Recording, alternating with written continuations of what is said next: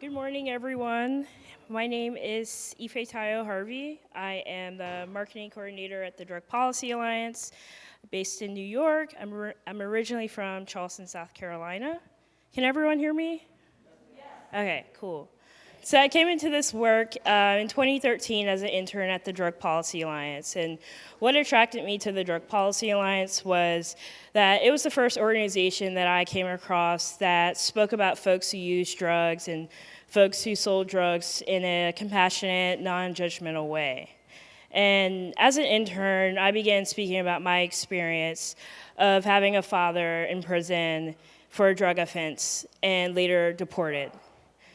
In 2013, after interning at the Drug Policy Alliance, I was invited to be the opening plenary speaker at the International Drug Policy Reform Conference in Denver, Colorado in 2013. During this talk, I spoke about my childhood experience growing up with a parent in prison and ending the drug war, and I actually ended up breaking down in tears in front of 1,000 people because, in a sense, the speaking experience was healing for me because I released a lot of the shame that I associated with my father's incarceration. And, afterwards, a lot of people came up to me and told me that my story touched them in a way that others haven't. So being in drug policy has been healing for me, and I've also been able to contribute to a movement that is unique and grassroots. So at this time in my life, I was a senior in college. I graduated from Smith College in Massachusetts, and I was struggling with my own emotional turmoil. And so I found a lot of healing at the Drug Policy Alliance and speaking about my experience of being a child of an incarcerated parent. But at the same time, I was also dealing with other trauma of my own.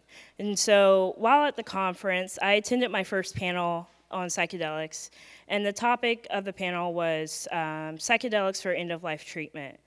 And so that's where I was first exposed to the idea of therapeutic use of psychedelics. I was already familiar with the Right to Die movement, but this session in particular was very illuminating for me.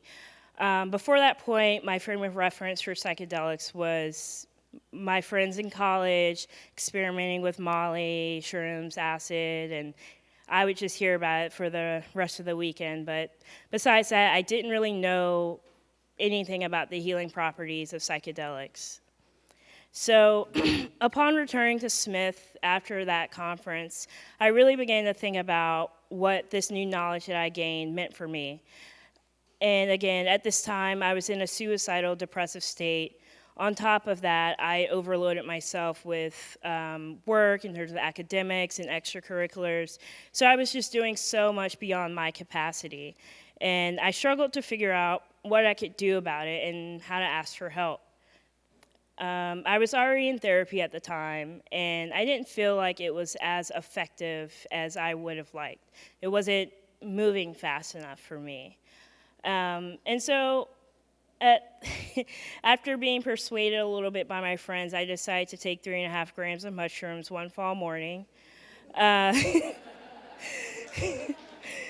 uh, I felt like I was out of options, and I really wanted to take my healing into my own hands. But I want to say that if I wasn't attending an elite college like Smith, I probably wouldn't have had access to a safe outdoor space to journey and easy access to mushrooms. This New England landscape stood in contrast to my working class area that I grew up in Charleston, South Carolina, where police patrolled my neighborhood, stopping black boys as young as 11 years old. So when I took my first journey, I was exposed to a world that I only saw as a child in my imagination, and this totally changed my understanding of everything. Before my journey, I would say I wasn't really a spiritual person. I was more on the agnostic side of things. But after my journey, I felt like I got a reset. So with therapy, support from my friends and professors, I graduated Smith in 2014. And psychedelics have been a part of my healing journey since then, and I've been on the trajectory of giving others the information and knowledge that I've gained from psychedelics.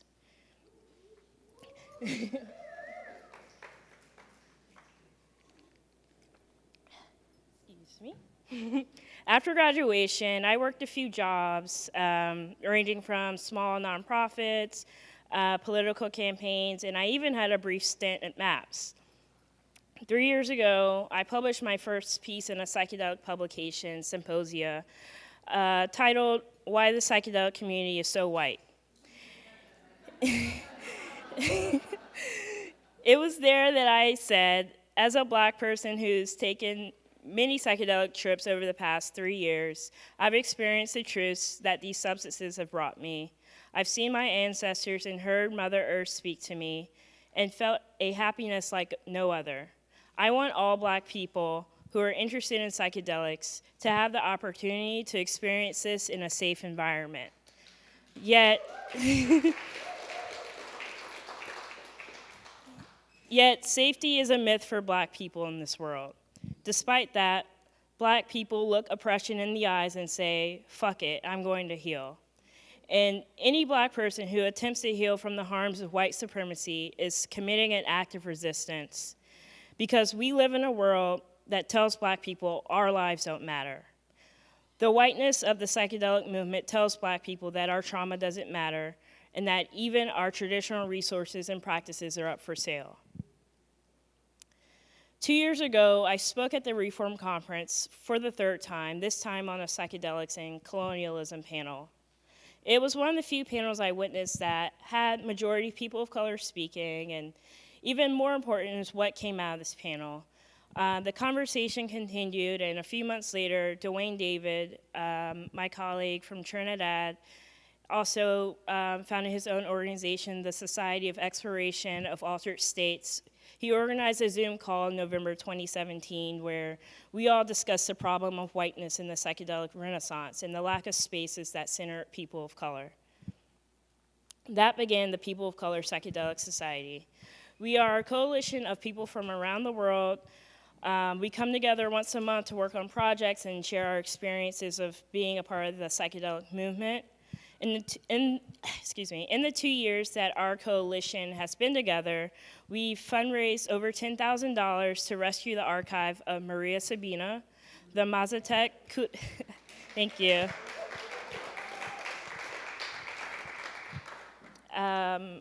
We fundraised over $10,000 to rescue the archive of Maria Sabina, and for those of you who don't know Maria Sabina, she's the Mazatec curandera who's credited with popularizing psilocybin mushrooms in Huautla, Mexico, along with creating a digital campaign to bring awareness to her story.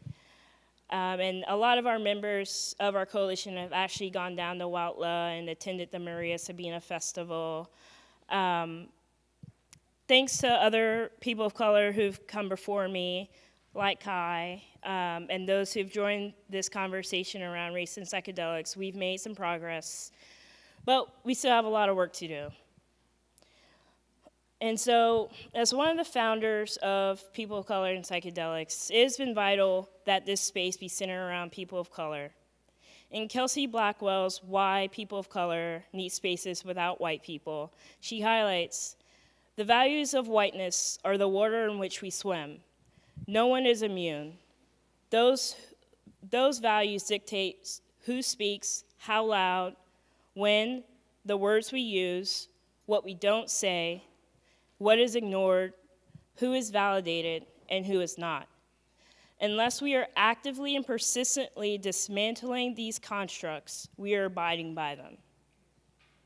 In integrated spaces where we are less likely to be ourselves given the divisions that white dominance has created, we fall into the roles that society has assigned us.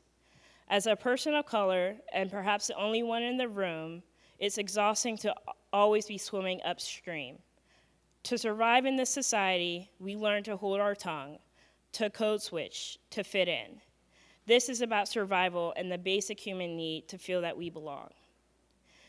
So that was the quote that really resonated with me. And I noticed, when it comes to talking about our experiences, in terms of my group, we can't be stifled by whiteness.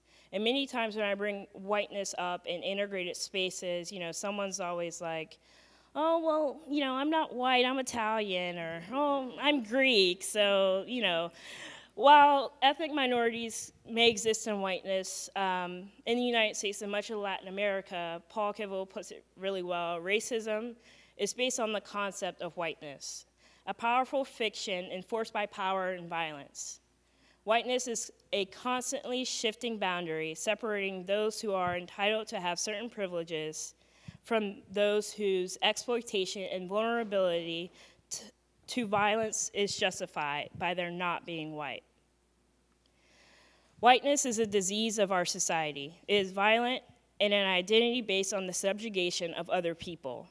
Whiteness takes up space and lacks self-awareness in particular ways that harm people of color. Black and indigenous people's lives are treated like collateral damage in a white supremacist world, and that is part of the war on drugs intention is to destroy Black and brown communities.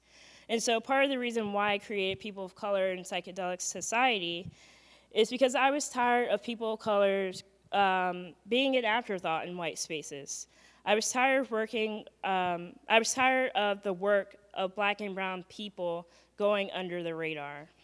I was tired of giving white people the responsibility of being involved in our healing when whiteness is what harmed us.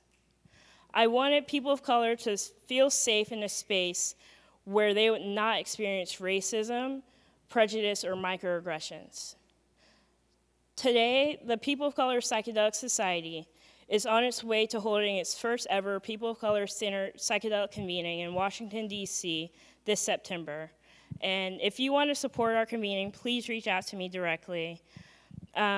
People of color spaces are integral to healing justice. Healing justice is a social justice framework developed by Kara Page and other Black and brown healers in rural Southeast United States. Healing justice asks that we make our healing political, that our movements, whether it be drug policy, reform, reproductive justice, should all be healing, not harming. Because a lot of folks enter grassroots movements with all this ambition, only to leave burnt out. Healing and justice should go hand in hand because justice should be healing. For people of color in the psychedelic space, many of us have been harmed by white supremacist policies, people, and the United States government for generations. Black and brown communities have been continuously harmed by the war on drugs. And according to my organization, the Drug Policy Alliance, nearly 80% of the people in federal prison and almost 60% of the people in state prison for drug offenses are Black or Latino. So we cannot end the drug war just by decriminalizing psychedelics.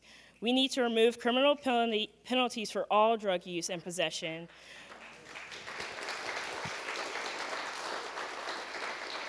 We need to end problematic police practices, end sentencing disparities, and invest in the communities most harmed by the war on drugs. When I worked at MAPS 4 years ago, I attended a staff retreat in Petaluma, California. This was my first time meeting my colleagues in person as I worked remotely. During one of the clinical presentations, we learned about the demographic of all the participants for one particular study. And for this particular study, there were no Black participants. I was disappointed, but not surprised, and in that moment, my disappointment was heightened as I was the only Black person in the room. One of my colleagues asked during the presentation, well, why don't we have more people of color participating in our study? And the presenters kind of mulled around a little bit, and they said, oh, well, that's just how it happened. And there was kind of a pregnant pause in the room, and that same person said, well, it just doesn't happen like that. And they were right, it doesn't just happen like that. Conducting a study focused on trauma where the majority of the participants are white in the United States, a country whose foundation rests on the trauma of Black and indigenous people, symbolizes the future of the psychedelic movement if we do not act.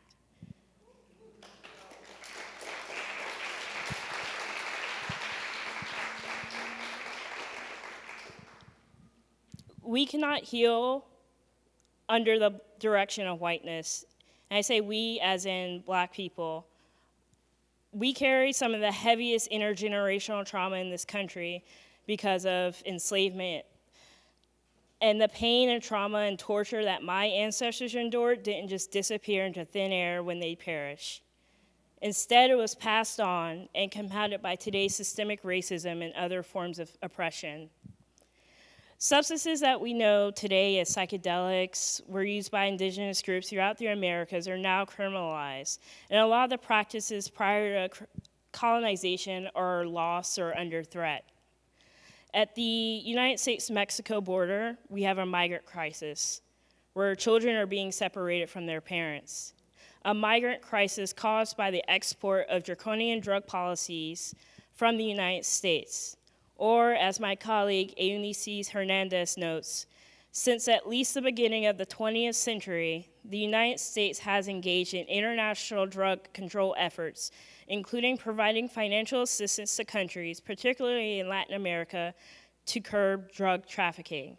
These policies, in many cases, have facilitated the militarization of Latin American law enforcement agencies to carry out counter-narcotics efforts against their own people. So,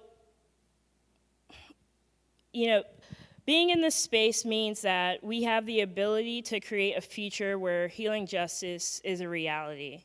And so my question for you guys is, today psychedelics are poised to be legalized, decriminalized, and monetized, but at what cost? Thank you.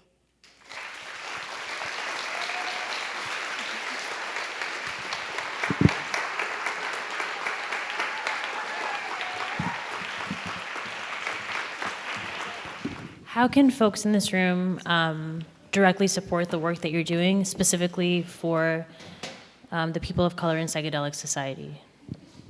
Sure. So for the People of Color Psychedelic Society, we are in the process of incorporating ourselves into a nonprofit.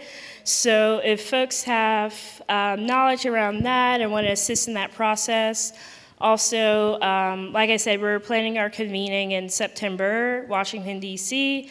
If you're interested in donating or supporting the conference in another way, we could always use help with volunteers and logistic support. So those are just a few ways to support our work. Thank you. We're working on a website. We have an Instagram. It's POC and Psychedelics.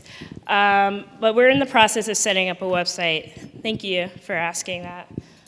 Where do I go to learn about the psychedelic plants and ceremonies and practices that would be more aligned, probably with where my people were stolen from? I didn't immigrate here.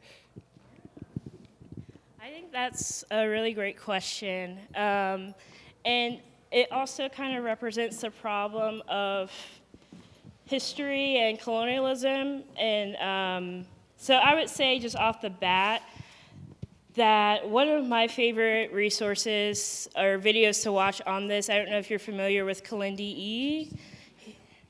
Okay, so he's like a high-dose mushroom expert. He's based in Detroit, he's Black, and he has a talk at Breaking Convention. You want me to spell out? It's K-I-L-I-N-D-I, and his last name is E-I-Y-I. And so that's probably like a 30-minute talk. He gives kind of a overview of how mushrooms have been used all over the world, and he touches on the African continent. But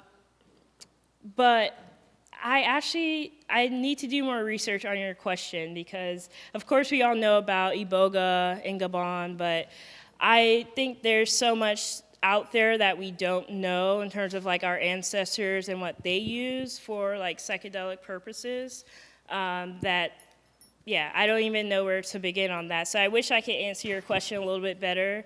But I would say, yeah, Kalindi E is a good place to start. Mm-hmm. Oh, I don't know his name off that, but There's a person in London that I follow on Facebook, so I'll do my research. There's a person out of London that focuses on psychedelics, ancestral. It starts with a D. Dan. Yeah, so I haven't seen him, Darren Springer, thank you. So he does a lot of presentations, but he's out of London. So there's a couple of people, him as well as the gentleman in Detroit, have some podcasts on Adventures Through the Mind. Maya Blow was one of the presenters yesterday that I wanted to share with you. She has a very beautiful and subtle way of connecting you to the baby steps that I feel often is necessary before we ask those bigger questions, because as we all know that is a very careful process. But because of the specific nature that you're asking, because you're suggesting to us, this is who I am, and I'm a person of color, I'm recommending Maya Blow, who is someone who's local, who also has lots of sacred wisdom on the local plants, something that we were encouraged at the last Women's Congress to be mindful of, that we take advantage of our own healers and our own plants right here, as opposed to utilizing plants from other areas and spaces where we are taking away from the population, the people and the culture, their medicines. So we have local medicines that are very much so indigenous and kindred to the uniqueness of all of us in this room, because of the African experience and the indigenous people's experience that are here. Those plants are very much so romping and wanting us to connect with them. So that's why I'm sharing with you Maya Blow, because she is a great connector that's right here. Yes. Getting folks in the community to come to like the psychedelic therapy, and there's a lot of barriers around that. I think that Ismail touched on that a little bit yesterday with like the insurance and the healthcare and the costs, of course. And then also there's just a lot of stigma that we have to fight against in terms of mental health and mental illness in the Black community.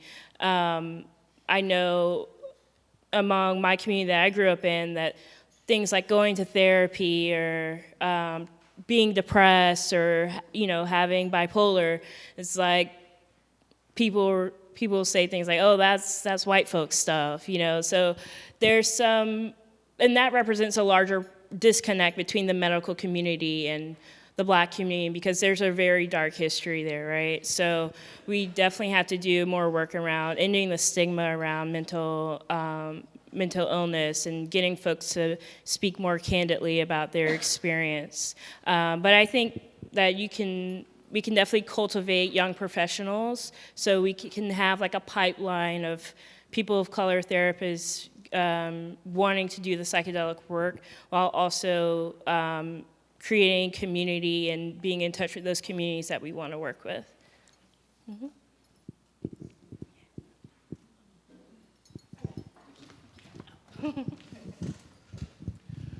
Hi, I'm a white guy, and if I wanted to set up a conference that said, oh, we white people need to all get together and talk about psychedelics without having any Black people around, people would call that racist. So well, that's what the Psychedelic Science Conference that MAPS does already is, right? No, oh, go ahead. Anybody who wants can come to that conference. Not everybody has access to come to that. That conference isn't what the point is that I think that you're trying to equate people of color attended spaces to segregation, when that's not what we're doing. Segregation was something that happened in America that was intended to benefit white people and also sponsored by the government, whereas this is something that's totally different. This is a space, this is a healing space for people of color, because we all have the common trauma of being harmed by whiteness. And so these are two very different things that we're talking about. Of course, yeah. If you create a conference that said whites only, well, yeah. If you look at the history of the United States, there has been so many institutions that have already done that. So you would be adding to that legacy of white supremacy.